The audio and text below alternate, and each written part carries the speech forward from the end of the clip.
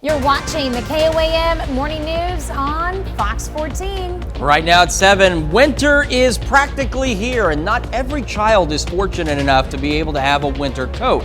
However, Bright Futures looks to change that. And volunteers from the Joplin Arts District rededicate Spiva Park. And we've got a cold start for us today, but it's going to get even colder. We'll break down your full forecast coming up. The 4 states' most watched news starts now. Thanks for joining us for the KOAM Morning News on Fox 14. I'm Tanya Bach. Last night, locals got a chance to hear about some recent and future trail projects for the Frisco and Ruby Jack trails. Joplin Trails Coalition met until 7 p.m. at the Public Library to discuss recent accomplishments and future projects. Coalition President Bob Hurst says the biggest accomplishment has been putting in concrete access for wheelchairs on Fountain Road on Frisco Trail. For several years, the group has talked about connecting the Frisco Greenway and Ruby Jack trails, which could happen in the future. It will be a real asset for the community to be able to boast that we have the only trail in the state of Missouri that connect 4 of our major cities, and that you'll be able to ride your bike from Joplin all the way either to Carl Junction or to Carthage. I think it'll be a tremendous selling point to come and live here. Hurst says Webb City currently owns the land where the trails would connect, and they're considering building a park on the land as well. On Tuesday, volunteers from the Joplin Arts District rededicated a popular park. The Spiva Park in Joplin is dedicating the reintroduction of the mineral bed of historic samples that led to Joplin being built. Included in the mineral bed is a QR code that will lead you to the Joplin History and Mineral Museum website to learn more about it. Samples include iron, zinc, and several other minerals. It is laid out perfectly, and a reason. There's a minor statue of marble made in Italy at the very top on the stage. The mineral bed is another part of that story about mining. It's a very important part of it. It also is how people made their money to build the homes and the buildings. The park is located at the northeast corner of Main and 4th Street. Winter is coming. It's nearly here, and with winter comes the cold weather. However, not every child is fortunate enough to have a coat. Bright Futures in Joplin is making sure kids in the community stay warm throughout the winter. Last month, the organization donated 82 coats, jackets, and gloves to Joplin students. They were able to donate that amount due to the support of the community. Community members bought the coats and winter items through Bright Futures' Amazon wish list. Keeping it as is because we need a stockpile of coats. We are very low on the sizes that go out the most, which are youth small, medium, and large. But then we also need adult sizes too, because our high school kids are adult size. If you want to help a Joplin student through Bright Futures, you can go to brightfuturesjoplin.org for more information. A Carthage junior high student is recognized for an essay that he wrote. Johnny Satterfield is the Optimum Hispanic Heritage Month essay runner-up from over 1,000 entries. The students chose a person of Hispanic heritage who has kept their community connected to one another, to their culture, or to those outside their community. Johnny's dad says he's very proud. It was just a big surprise to us. Yes. He really worked on this. He spent, I don't know how many hours just sitting there writing and asking questions and back and forth about different things and looking things up and studying on it. Bobby said that Johnny has an interest and desire to study law moving forward. Congratulations to him. On Tuesday, the Jasper Police Department hosted its 7th annual Christmas for Kids party. The party is a chance for the officers to give back to the community. It included toys and gifts, a Christmas meal, and stocking stuffers. All leftover funds from the party will be used to help other families put gifts under their tree. Family to us is the biggest thing ever. When we gather around, we do it with the family, close friends, and this is amazing for the kids. Mostly for us as parents, we love to bring the kids because they get excited to come to something like this. More than 100 kids attended the party. It looks like it was a lot of fun. Chris. It's going to be a lot of cold as we head over the next week or so. Right now, it doesn't look bad outside from the MoDOT camera at 36 and range line, but it feels bad outside. It feels cold outside. We're at 32 degrees, partly cloudy skies. That west-southwest breeze making it feel like 27. Across the region, cold. 27 Yates Center, 26 in Iola, 27 Parsons, 30 Chitopa, 32 Miami, and 32 in Carthage. As we go through today, we'll warm up just a tad. We will see some sunshine, partly cloudy skies, 42 for our high today. And as we go into tonight, we're dropping back down to a chilly 29 degrees under partly cloudy skies. But these numbers, believe it or not, are actually seasonable for this time of year. As we go through the forecast, 7-day, we're 39 tomorrow. We're going to have partly cloudy skies. We'll be in the 30s. Nice day on Sunday, though. Look at that, 46. Then we see a wintry mix possible by Monday. We fall near freezing Monday night, so that could turn into some snow Tuesday morning. And now, here we go. Okay, so after that, on Wednesday, we get to be 46. We could see a wintry mix. It's what's behind me that's a little concerning, and I will, I guess, show it to you all if you haven't seen it yet. 10 degrees Wednesday night. That wintry mix translates to snow by Thursday. 18 for the high on Thursday, down to 7 Thursday night, and we'll creep back up to 16 degrees by next Friday. So we are going to get downright cold. We've seen this in some of the computer models for a little while, but it's now looking more consistent and more likely that it's going to get very cold. And of course, we'll keep an eye on this wintry precipitation for you as well as we head into next week. All right, well, up next, it's Wednesday. That means it's time to sit down with the K-State Extension Office and learn about chicken incubators teachers can check out. And how vaccine fatigue is causing vaccine rates in the U.S. to go down. You're watching the KOAM Morning News on Fox 14. In Health Watch this morning, maternal and infant death rates are higher in states that currently ban or restrict abortion, and that's according to a new report released Wednesday by researchers at Boston University and the Commonwealth Fund. Researchers found that states with restricted access to abortion services had maternal death rates 62% higher than states with access to abortion services. Overall death rates from any cause were 34% higher in states that restrict abortion. Comes after the U.S. Supreme Court overturned Roe v. Wade in June, holding that there is no longer a federal constitutional right to an abortion and paving the way for states to ban abortions outright. Long COVID played a part in the deaths of thousands of people in the U.S. That's according to a new report from the Centers for Disease Control and Prevention. The report says in the first 30 months of the COVID-19 pandemic, more than 3,500 people died due to long COVID complications. But experts say that number is an undercount, considering up to 30% of people who contract the disease go on to have long-term symptoms. The study says the majority of the victims were quote, white, older, and male. There are several limitations with the report, though, including the fact that death numbers are still provisional and could change. An experimental mRNA cancer vaccine with immunotherapy lowers risk of melanoma returning. This is according to preliminary study findings. mRNA vaccine combined with Keytruda also reduced the risk of death from melanoma in patients who had surgery. That's according to pharmaceutical companies Moderna and Merck. The trial included 157 patients with stage 3 or stage 4 melanoma who already had surgery.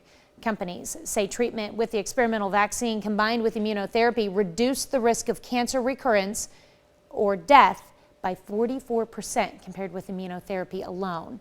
Companies said they will launch a phase 3 study in melanoma patients next year that will study additional tumor types. Well, despite the threat of a triple threat of viruses swirling around the U.S., vaccination rates are down. Among the potential threats is the flu, which health officials say arrived earlier than usual this season. The U.S. Department of Health and Human Services says it would like to have 70% of Americans get a flu shot by the end of the decade. However, less than 50% of the U.S. has received an annual flu shot over the last 10 years. Officials say vaccine fatigue is a factor and that some people have let their guard down since the end of the pandemic. COVID-19 boosters are also falling. Less than 1 out of every 7 eligible for a booster shot have rolled up their sleeves. Well, too much screen time could be affecting children's emotional development. According to a study published Monday in JAMA Pediatrics, boys and girls who are frequently soothed with digital devices could have emotional issues in the future. Researchers say distracting kids with iPads and the like could prevent them from properly dealing with their feelings. And it can also make some kids feel that having an outburst can get them what they want. Findings are based on responses from more than 400 parents and caregivers. Those involved with the research say children should still use these devices, but on a restricted basis. We have got a chilly start for us today, but it's actually pretty close to seasonable for this time of year, but we got bigger changes than that on the way. 32 degrees in Joplin right now. That light west-southwest breeze making it feel like it is 27. Cold start for us this morning. 27 Yates Center, Parsons, 30 in Chanute in Pittsburgh, as well as Chatopa, 32 Miami, and 32 Carthage and Lamar. As we go through today, we will warm up to about 42 degrees, so a lot cooler than it was yesterday, but again, about seasonable for us. We'll have partly cloudy skies. We'll be partly cloudy as we head into tonight as well, which is not bad, but we're going to be cold, 29, colder than what we've been used to. But again, this is fairly seasonable for us. What's not so seasonable is what's coming next week. So let's take it one day at a time here. 39 tomorrow. We get into the 30s for the remainder of the week until we get to Sunday. We've got a pretty mild day, partly cloudy skies. Wintry mix is possible on Monday. And then as we drop back down close to freezing, that could translate to some early morning snow on Tuesday. Then comes the changes. Another mild day for us on Wednesday, 46. Then a system comes in. We get a wintry mix. That turns into some snow because we drop down to 10 degrees by next Wednesday night. We make it up to only 18 on Thursday with more snow possible, down to 7 next Thursday night. And then we're only 16 degrees by next Friday. We've been seeing this on the long-range models. They've been pretty consistent. We're fairly certain it's going to get downright cold. And we'll also, of course, be monitoring the wintry precipitation as we head into next week as well. But for now, enjoy this. These 30-degree readings are going to feel almost like summertime by the time we get to the end of next week. We got a lot more of the KOAM Morning News right after this. Welcome back. It's time for another Wildcat Wednesday, and we've got Katie Townsend in studio this morning, and she has brought us a chicken incubator. This is the coolest little thing. Yes, it is awesome. We got some grant money this past summer, and so we was able to purchase 4 of these, one for each of our offices, and local teachers are going to be able to check them out, take them back to their classroom, and do some incubation projects. Okay, let's talk about how these work and, like the life cycle, like how would the process work for these teachers? Definitely. So if you can call your local extension office and get on the schedule to check one of these out, you would have it for about a month because it takes 21 days for chick eggs to hatch. So teachers call us. We have extension agents that can come into the classroom and help them if they need it. If they're an experienced teacher, a lot of teachers have done something like this before. That's great. You can just come get the materials and you're good to go. It comes with an incubator and then all of the supplies to raise your chicks after they've hatched. So the water, the feeder, a candle to hold up to the eggs to see what is growing inside of them. And you were showing me these obviously are not real eggs, but right. They show examples of what the chicks look like at the different stages. Yes. Yeah, so we have a whole set of this that also comes with the incubator kit. And inside there are 21 eggs, one for each day that you will have your chicks in the incubator. And they show what the chicks look like inside the eggs each day so that the kids can understand the process of the chick growing. Okay, well that's pretty cool. And I was curious, I know you have to turn the eggs, so how does that work with the machine? Yes, definitely. So this machine will automatically turn the eggs for them. Since it's in the classroom, we don't want to open the incubator once the eggs are in it and growing so that we don't interrupt their cycle. So this machine will do that all for them. The kids can just watch it and watch it rotate. There is a little spot for water in here so that we keep the humidity and the temperature right for the chicks. So a teacher might need to add a little bit of water from time to time, maybe when the kiddos aren't looking. But otherwise, this machine will do it all for you. When the chicks hatch, they stay in here till they dry off, and then you can take them out. We provide a tub and a spot for you to put your chicks, and you could raise them in the classroom for a few days or weeks if you wanted to. So what do you do with the chickens after they're ready to go on? Yeah, definitely. So we typically do not provide fertilized eggs for the teachers. They would want to go out in the community and find somebody that had fertilized eggs, but we can also put you in contact with kids or adults that have those. You know, our 4-H program, we have kids that raise poultry, so they're going to have fertilized eggs. We're happy to put you in contact with them. And then after they hatch, same situation. If a teacher has a place for those chicks to go, that's awesome. They can take them home. They're theirs. They're the kiddos, whoever's. Otherwise, our 4-H program, we have kids that raise poultry, and I am confident that somebody would take them and we can work with the teacher.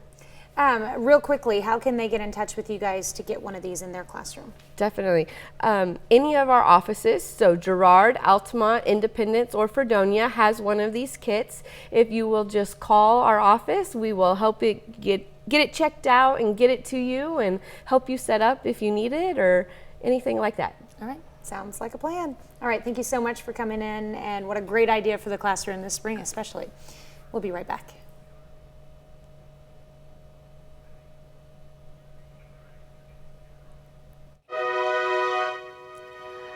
We take this time to honor today's four-state hero, Sergeant Ralph Lemon. The Pittsburgh, Kansas native served from 1941 to 1943 as part of the 88th Infantry Division. This decorated veteran earned the Purple Heart, 2 Silver Stars, and the Bronze Star. To Sergeant Ralph Lemon, we thank you, today's four-state hero. Well, Bishop and Hayes Law Firm joined us on a shopping trip to make area families' Christmases brighter. KOAM photojournalist Ty Parks went along with them for the shopping spree. Well, I think the thing that brings us back to doing the Toy Box campaign is that we like to support our local communities. And we know that at Christmas, there's a lot of families and people that are in need and maybe having tough financial times and can't afford necessarily to buy all the presents they want to. And so KOAM Toy Box is a great way to help out families that may not have everything they need to buy the toys they want for their kids. So this little mouse better not belong to somebody that's been sneaking out of the house when they're not supposed to. Christmas for me brings a lot of emotions just about just how important it is to be with your family and the relationships that you have. And you know, sometimes it can be a tough year, but the fact that you can kind of all gather together and kind of remember what's important about your family and your faith is what makes me smile when I think of Christmas. Well, if you're thinking about whether or not you should participate in the KOAM Toy Box campaign, I'm telling you right now that you should. It's a wonderful cause, and really the amount doesn't even matter. It's just the fact that you are willing to participate and to be generous with what you've been blessed with to help bless others. That's who didn't have that one. Thank you for supporting KOAM Toy Box.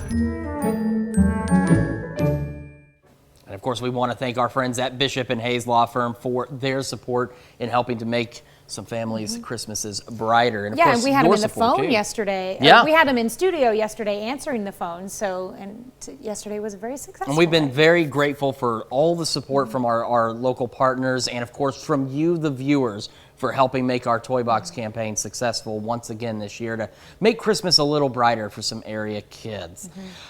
Cold and a little brighter today in terms of the weather. We're going to see some sunshine. We got partly cloudy skies in Joplin, 32, feeling like 27. Across the area, it is still a cold start to the day. We're looking at 30 in Chanute, 29 Pittsburgh, 32 Lamar, and 32 in Nevada. We got 42 in, goodness gracious, I'm getting ahead of myself. 42 for the high today, partly cloudy skies, and then as we head into tonight, we'll remain partly cloudy and drop back down to a low of 29 degrees. We'll have another look at your forecast, including a very chilly 7-day forecast when we come back. The 4 states' most watched news starts now. Welcome back to the KOAM Morning News on Fox 14. It's currently 7:29. A grassroots nonprofit organization is making sure Joplin students stay warm this winter. KOAM's Amber Jenkins spoke to the coordinator and president of Bright Futures in Joplin about how they're helping kids reach their full potential. Bright Futures in Joplin is a volunteer organization created 10 years ago to help students with their needs. School teachers were taking their own money, helping children buy shoes, paper, pencils, things like that. So Bright Futures saw a need to do two things. One, help the students.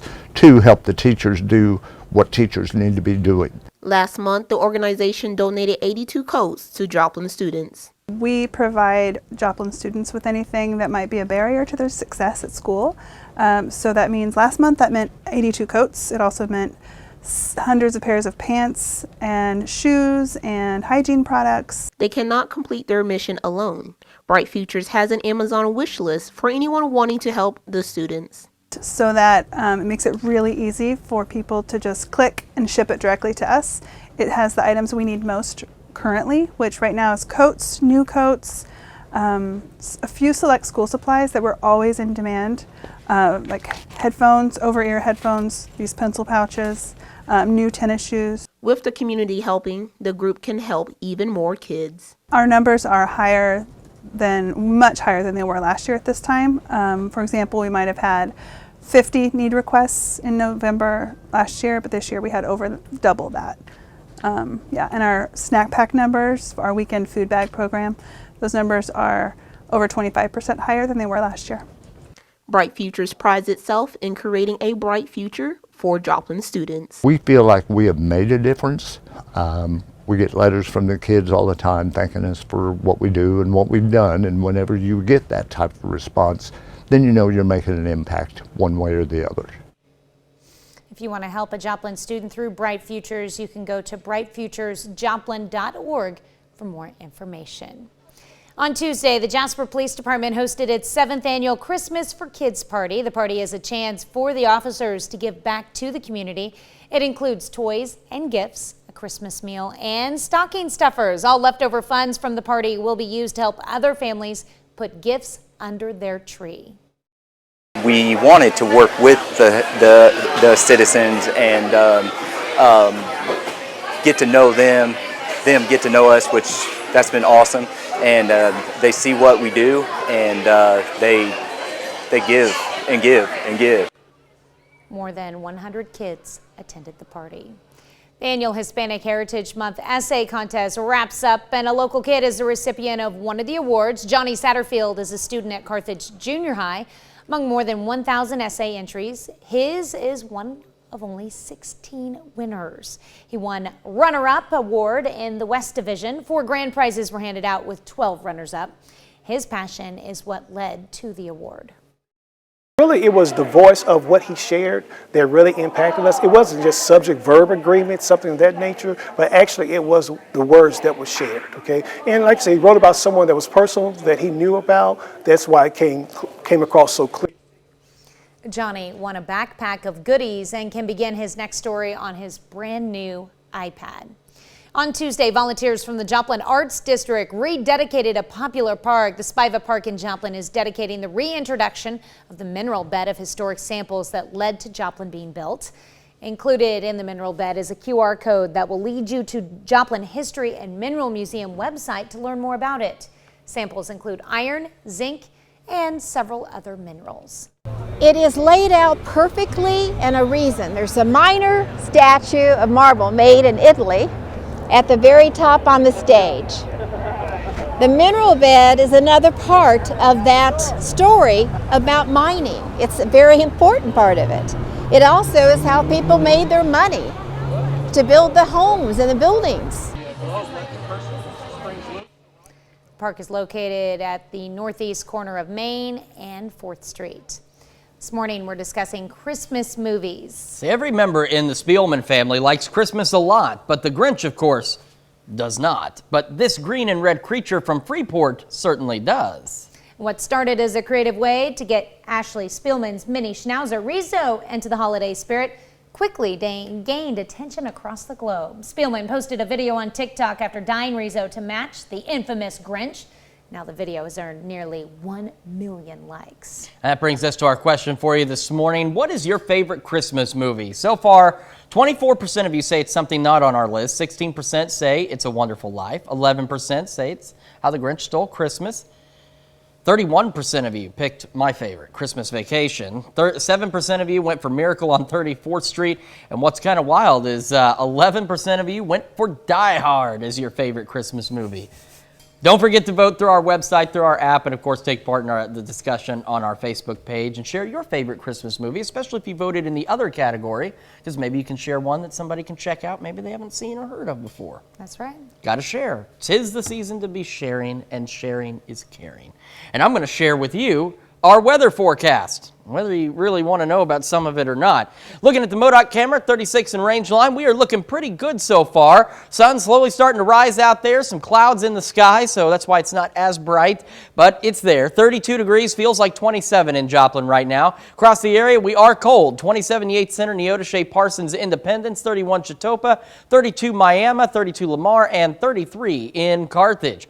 As we go through today, we're going to reach a high of 42 under partly cloudy skies. Now, that is much colder than what we've seen, but it's actually a lot more seasonable, too. Same with our overnight low. Pretty cold tonight, down to 29 with partly cloudy skies, but again, it's on par for what we're supposed to see around this time of year. The future track is where it gets interesting. For the rest of this week, it's actually pretty calm. We're cold, but we're calm. It's not until we head into next week that we start to see some changes in the forecast starting by Monday afternoon with this wintry mix, maybe even some snow. This is Tuesday morning. As temperatures drop, it turns into more snow, and that's not the only wintry weather in our forecast. So let's get through this week. 39 tomorrow.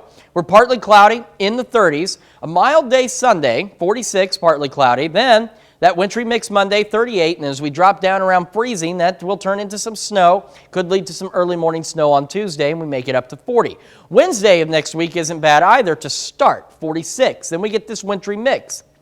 And as temperatures fall with this system, and they will do so quickly, we'll see that turn into some snow. We drop back down to 10 degrees next Wednesday night, only 18 on Thursday with some snow possible, down to 7 degrees next Thursday night. And then we turn around Friday. We're mostly cloudy, no wintry precip, but we only make it to 16. So enjoy this, what will seem like summer-like weather now, because as we head into the end of next week, not only do we have the wintry weather chances, we also have much colder weather on the way. We got a lot more of the KOAM Morning News right after this. Well, the Joplin Trails Coalition hosted a public meeting at the Joplin Library to discuss recent and future projects. KOAM's Yana Hatala had a talk with the coalition president and a local resident about the steps for the trails. The Joplin Trails Coalition met with the public to discuss some recent accomplishments, such as putting cement access on Fountain Road and resurfacing trails. There was a big dip there at Zora Avenue where people were getting hurt when they came to the stop there at the road, and they were rolling back and falling off their bikes. So we knew that we needed to do something about that. And talk about future goals, such as connecting the two Frisco Greenway and Ruby Jack trails, which would possibly take at least 10 years and a great amount of money for a total of about 21 miles of trail. The last piece of land to connect the trails is in Webb City's ownership, but the city manager is supportive for the idea. Their express intent was right from the get-go to build a park.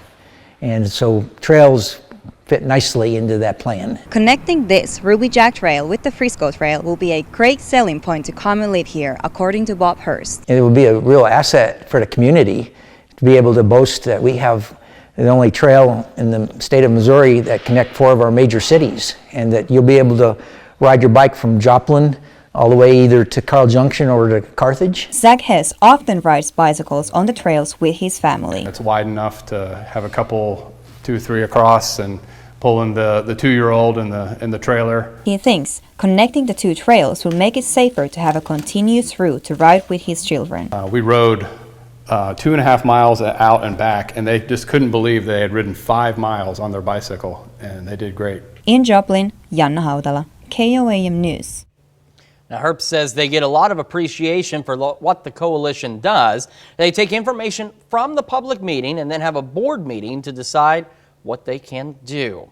We are cold to start the day, and we are a little bit cloudy in some cases. As a matter of fact, even at 7th and Rangeline. Now, if we look out to the northwest, we don't see as many clouds, but if we turn this camera toward the sunrise back to the east, you can see it is a wee bit on the cloudy side out there. That's why it's not nearly as bright as it could be at 7th and Rangeline, but it's not so bad. We are again cold to start the day. 32 degrees is what it is right now, feeling like 27. We've got cold temperatures across the area, 27 in Yates Center, Neodesha, Parsons, 29 Pittsburgh, 32 Lamar, and 32 in Miami. Going through today, we're going to hit a high of about 42 degrees, so cooler than yesterday, but about where we should be. Partly cloudy skies, and we hold on to partly cloudy skies heading into tonight, dropping back down to a pretty chilly 29 degrees. We've got more of the KOAM morning news, including a look at an even colder forecast when we come back. All right, we have a pretty cold start for us today across the area, but believe it or not, our temperatures are a lot closer to what they should be this time of year. MoDOT camera 36 in Rangeline, traffic's moving, so that's definitely a good thing. 7th and Rangeline, we showed you earlier, it's cloudy out to the east. That's why we're not seeing a lot of sunlight just yet, even though we're clear off to the northwest. Well, there's a few clouds out there. We are cold starting the day, 32 in Joplin. Excuse me, feels like 27. Temperatures across the region also chilly. We've got 27 Neodesha, Yates Center, Iola, Parsons, Independence, 31 Chetopa, 32 Miami, Lamar, 33 in Carthage, and 35 in Monette. As we go through today, cooler than yesterday, but again seasonable, 42 for the high. We'll have partly cloudy skies, and as we head into tonight, same situation, partly cloudy skies, seasonable, but colder than what we've seen, down to 29 for our low. It's the 7-day forecast that has some alarming, well, let me rephrase. It's the 10-day forecast that has some alarming information in it. 39 tomorrow, in the 30s for the next several days. A mild day Sunday, 46, and maybe a wintry mix Monday, 38. As we drop near freezing, that could translate to some snow into Tuesday morning, up to 40. Wednesday next week looks all right, 46. And then we have a wintry mix with another system, and that translates into snow later because we drop down to 10 next Wednesday night, from 46 to 10. And then we're only up to 18 Thursday, maybe some snow next Thursday. And then by Friday, we're up to 16. And oh yeah, by the way, in between 7 degrees Thursday night. So these temperatures, while they are cold, I was bundled up this morning, they're going to feel like summertime compared to what we have next week. We'll be keeping an eye on the wintry precipitation for you. And of course, we'll keep an eye on those really cold temperatures as well. Let's look at your forecast. Now here's Tanya Bach with Consumer Watch. Well, good news. More than expected in November to its slowest pace in nearly a year. The Consumer Price Index showed that prices increased just over 7% compared to the same month a year ago, which is slightly less than economists anticipated. It comes as the Federal Reserve is expected to announce another interest rate increase today of 0.5 percentage point. Well, Sam Bankman-Fried, former CEO of the collapsed cryptocurrency exchange FTX, was denied bail in his first court appearance in the Bahamas on Tuesday. He faces multiple U.S. federal charges, including wire fraud, money laundering, and other financial crimes. The U.S. Securities and Exchange Commission has also filed charges against Bankman-Fried. And Subaru is recalling more than 270,000 SUVs because they pose a fire risk. The company says they are Accent Sport utility vehicles, model years between 2019 and 2022. Subaru says 2 fires have been reported, but they did not lead to injuries or crashes. The owners are urged to park their cars outside until a wiring fix is complete. We'll be right back with more after this, but first let's take a look at the market prices before the opening bell.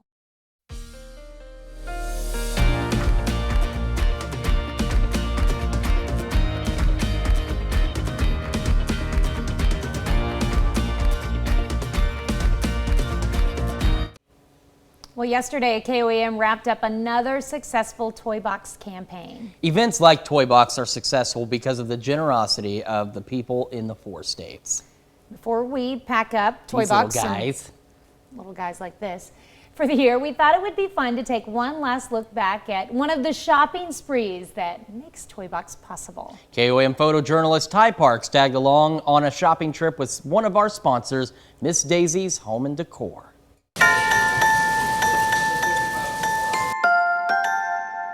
Personally, I think it's easier than people that you do know. And I just chose things that my kids would like or I would have liked. It's a little easier this time, I think, just because we know what to expect.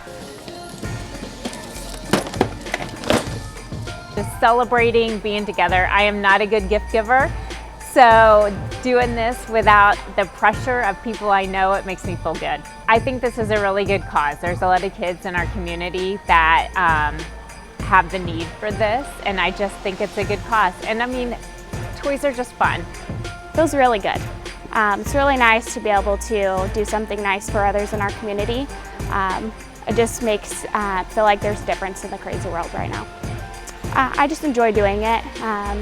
I have a little one myself, so I can only imagine having a time where I would need a little extra and I would expect somebody to do the same for me. I think it's just the joy that you see on people's face. I think it's my favorite. I really love just seeing people happy. That brings me joy.